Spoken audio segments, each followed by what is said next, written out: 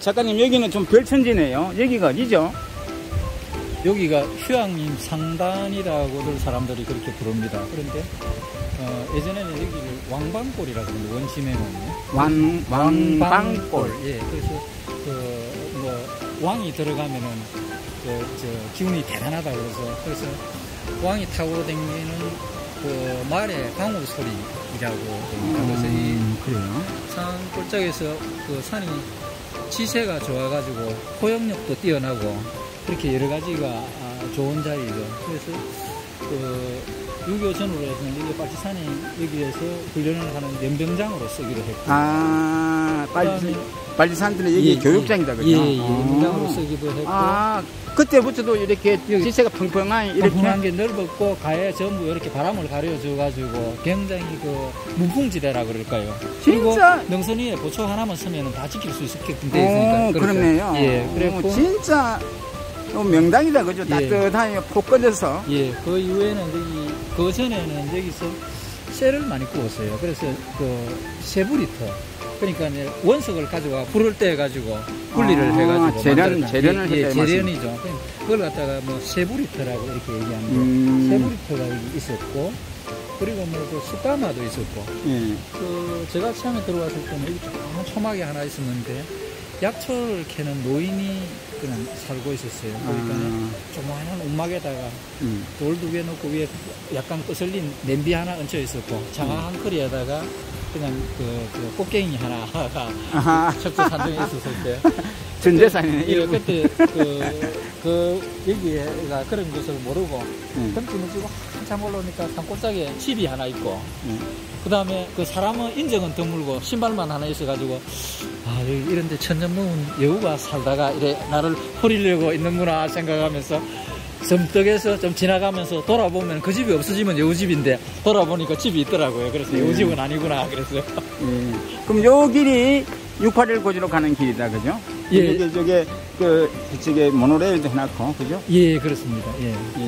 아이고, 여기가 참 또 아픈 역사를 가진 그런 땅이기도 하군요. 여기 지금 나무가 이렇게 있죠. 요 나무죠. 이게 돌배나무거든요. 지금 돌배가 좀 늘었네요. 여기 봐보세요. 돌배가 늘었는데 배내골의 지명이 냇가에 배나무가 많다 해가지고 배내거든요. 그래서 어쩌면은 이 배나무가 배내골의 주인일지도 모릅니다. 그러니까 배 봐보세요. 이렇게 해가 여기에 가을이 되면 잘 익으면은 특유한 씨맛이 나옵니다. 그래서 이게 술을 담가 놓으면은 이 동네에는 귀한 손님이 이 동네 자식들을 바깥에 데리고 가는 사람이 보면 사이라든가 아니면 친척들 이렇게 대접하는 사이에 대접하는 술에 여기는 그 술이 그렇게 큰 술을 이겼다고 그러거든요. 이 야생들입니다. 그렇군요. 배가 나오는 돌이 배가 냇가에 배나무가 준비하다 해갖고 배내라고 이렇게 붙였어요. 그래서 이천이라고 이렇게 그러시군요. 정말 이 돌배입니다. 돌배. 요즘 이걸 가지고 이렇게 술도 담고 해서 이렇게 상품으로 한다는 얘기도 들리던데요. 이 동네에서는 이제 젊은 사람들이 들어와가지고 배내골만이 특성을 가지고 사람들하고 소통을 하겠다 해서 작년에 이제 술 담그는 체험하고요. 그 다음에 이걸 에기스라 그래요. 에기스 교소를 담아가지고 어떻게 그렇게 하는 프로그램을 마을에서 몇 번 했습니다. 우리 작가님, 이 창공에 이 배나무, 이 한 폭에 그림 같지 않습니까? 그러네요. 이게 지금은 이제 가을에 오면은 배가 떨어지는 향이 참 좋아요. 아침에 일어나면은 여기에다가 다람쥐부터 해서 산새들이 전부 있고, 어떤 날은 또 산돼지도 한 번씩 내려와서 배를 좋아해요. 깔라묵자고. 공생이죠. 공생의 시련이다. 공생이고 공건입니다. 좋게 말해서 윈윈이다. 그죠? 근데 인간은 때에 따라서는 남이 가져가는 걸 천불나니까 덫도 넣고 엽총도 들고 들어오고 그러는데 그게 얼마나 잘못됐는가. 배내 이 주인입니다. 물어봐야 돼요. 그렇네요. 그리고 지난번에 말씀하셨던 자연은 다 가져가지 안 가고 하나를 가져가면 하나는 돌려준다. 예, 돌려주죠. 예, 그 말씀이 참 의미가 있더라고요. 그렇습니다. 예, 그 자연은 하나를 가져가면 하나 돌려주죠. 절대 다 가져가지 않습니다. 이게 잠을 자는 그 텐션이다, 그죠? 예, 그러니까 그 산막이라고 그렇게 부르죠. 그게 우리말로는 제일 잘 어울리는 것 같은데, 보통 펜션은 팡션이죠. 노후에 연금처럼 자기 시골집을 나눠주는 건데, 이 산막이 굉장히 오래됐습니다. 그래서 시도는 참 좋았는데, 중간에 여러 가지 분쟁들이 좀 많았죠. 이걸 만들면서 사내리를 잘라가지고 많은 나무를 베고 길을 만들면서 주민들과의 어떤 소통 문제로 해가지고 그런 문제도 있었고 한데 마찰이 많이 있었다, 그죠? 예, 지금은 이제 정착을 해가지고 이거는 근교에 있는 사람들에게 쉼터, 휴식 공간으로 충분히 제공을 하고 있다고 생각을 합니다. 그래서 요즘은 또 잘 관리를 해요. 그러니까는 오염도 발생을 안 하고 처음에 우리 주민들이 우려를 한 것이 이 산골짜기에서 많은 사람들이 오면은 사람은 기본적으로 먹고 또 배설을 해야 되니까요. 그걸 어떻게 할 것인가. 오폐수 문제를 굉장히 우려를 했어요. 아래쪽에는 양산 팔경이라는 하늘색 폭포가 있는데 여기서 오폐수 처리가 안 되면 그 맑은 물을 거기서 오물이 들어가면 여러 가지 문제가 생길 수도 있으니까요. 그걸 우려를 해서 주민들의 의견을 몇 차례 전달을 했더니 그것들이 잘 전달이 되어가지고 지금은 충분히 좋은 역할을 하고 있습니다. 참 운치도 있고 여기는 산소가 이 화처럼 인간의 가장 쾌적한 상태를 공급할 것 같고, 먼지 하나 없잖아요, 보세요. 그죠? 예, 그렇죠. 여기는 굳이 먼지가 있다면은, 꽃가루, 그 정도고, 도해지의 먼지하고는 전혀 다르죠. 회색 공간에서 나가는 먼지. 이 공간도 좋지만, 좀 많이 걸은 편 아닙니까? 예. 저도 젊은 시절에 산은 참,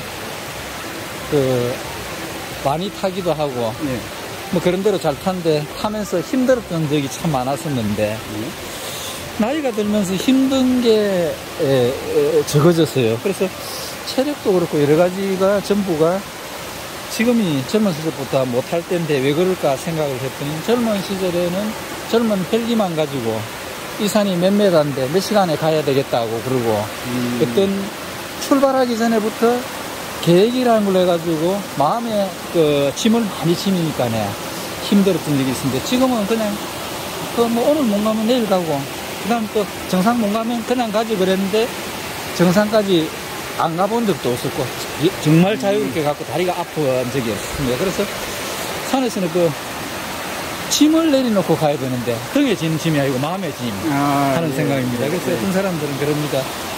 제가 히말라야를 여러 차례 갔다 오고 킬리만자로 등정을 하고 보니 그렇지 않을 것 같은데 근데 큰 산들은 그러합니다. 큰 산들은 정말 인간이라는 내라는 아상을 버리지 않으면 산 입구에서 고된 신고식을 해야 되는 겁니다. 그래서 정말 거기는 산이 허락해주는 만큼 자연스럽게 간다고 생각하고 감사하면서 걸으면 전혀 문제가 없습니다. 그래서 많은 길을 걸어도 그 산에서는 힘들어 본 적이 그렇게 많지 않았었어요. 그런데 계곡이 끝내줍니다. 맞습니다. 예, 끝내줍니다. 예. 끝내준다. 제가 표현이 좀, 뚝배기처럼 그래서 그렇지. 맞아요. 제가, 때에 따라서는 그냥, 개떡같이 얘기해도 찰떡같이 알아듣습니다. 좀 투박스러운 좀 용서를 하십시오. 무슨 용서까지 다 나옵니까?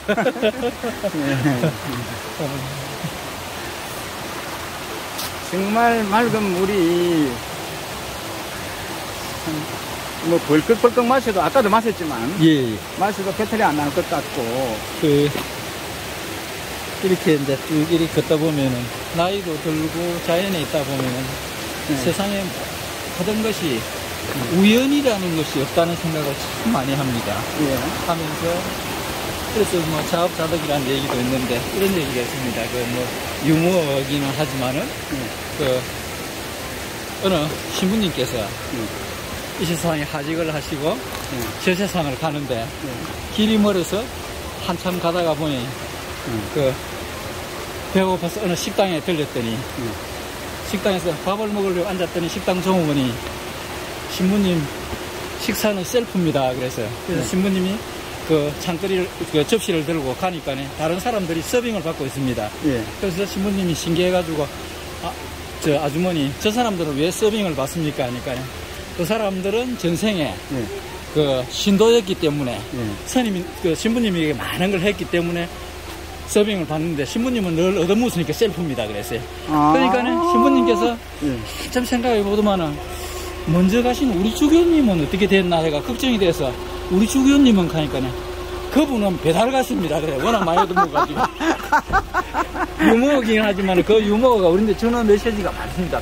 모든 게 내가 베푸는 만큼 얻어오고 더는 안 옵니다. 내가 많이 가져오면 반드시 문제가 생기고 그 또 베푸는 만큼 그러죠. 그래서 자연을 보면은 자연은 그 준 만큼 받아가고 받은 만큼 주고 가고 거기는 더도 덜도 없는 것입니다. 그래서 우리가 자연을 보면서 내가 어느 선에서 타협을 해야 할 것인가 이걸 찾아야만이 사는데 문제가 없습니다. 그 간월산 8분홍선의 중림굴에 왔습니다. 예.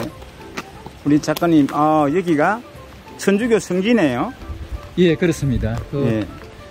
예전에 얼마 전에도 말씀을 드렸지만은 이 산이 워낙 덕스러운 산이니까 바깥에 살면서 그 뭐 이렇게 어려움이 있으면 이 산에 다 안기기도 했죠. 근데 여기가 천주교 박해 때 그 많은 신도들이 교도들이 여기 와가지고 언둔을 하면서 그 좋은 세상을 기다리면서 살았던 곳입니다. 여기가 이제 중림굴이라는 굴이 여기가 있는데 예전에는 여기 전부 대나무 밭이었었어요.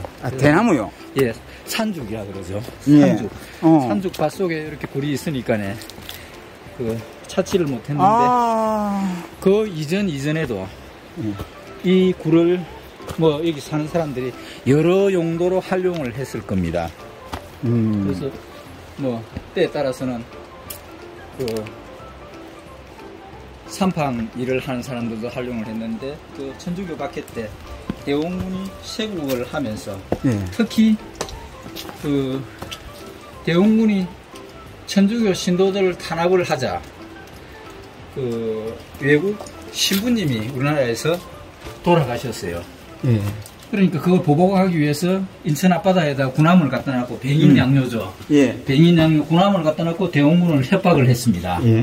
협박을 하다가 그 대원군이 말을 안 들으니까네 대원군의 아버지인 남양군의 모소를 도구를 해가지고요.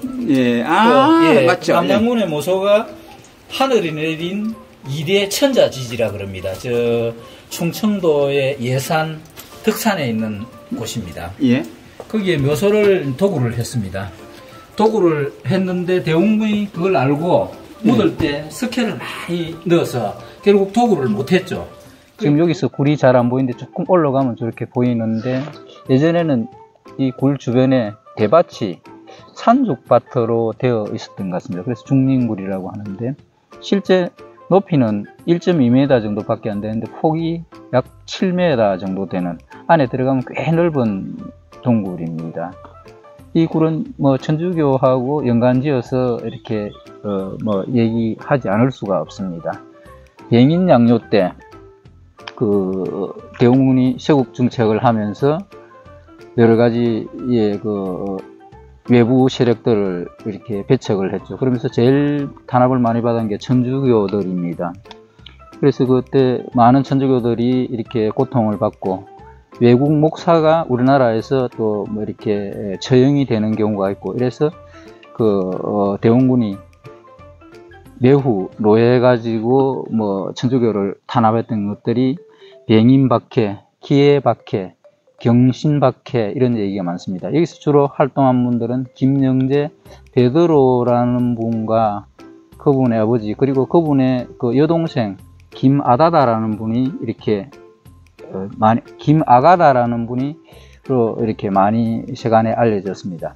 이 얘기를 하자면 참 재미있는 게 대웅군과 연관을 지어서 얘기를 하지 않을 수 없습니다. 대웅군이 그 자기 선친산소를 그 충남 예산군 덕산면 상가리에 쓰고 왕이 되었다고 합니다. 그래서 자기 부친산소를 거기에 쓰고 자기 아들이 왕이 되고 자기가 그 자리에 올라왔는데 그 천주교를 많이 박해하고 그리고 외국 신부님이 세상을 뜨시자 그 독일 어디에서 병인 양요 때입니다. 그 대웅군 묘소를 훼손을 했습니다. 그런데 이미 그걸 알고 햇가루를 많이 부어서 그 시신은 이렇게 도굴이 되지 않았습니다만은 그로 인해서 대웅군은 매우 노예해가지고 많은 신도들을 무참히 이렇게 죽였죠. 그래서 그걸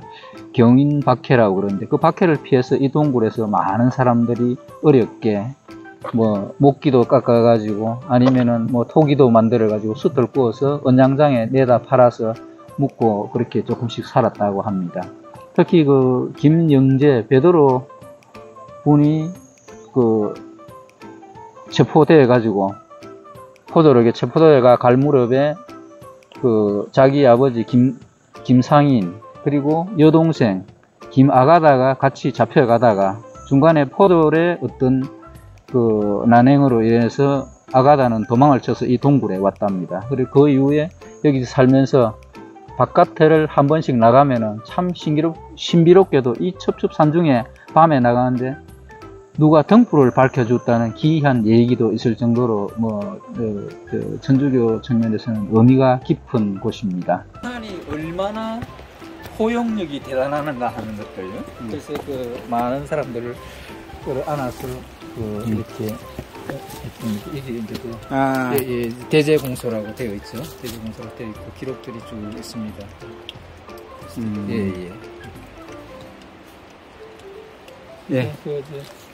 박스포트 TV는 인류 최초로 유튜브와 블로그를 연계한 유로그 서비스를 제공하고 있습니다.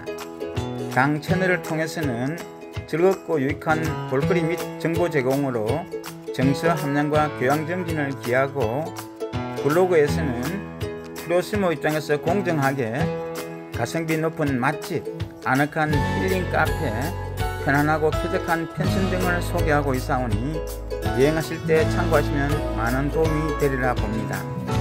또한 블로그 입점을 원하시는 분은 카톡으로 신청하시기 바라오며 구독자에게는 할인 혜택이 있습니다. 감사합니다.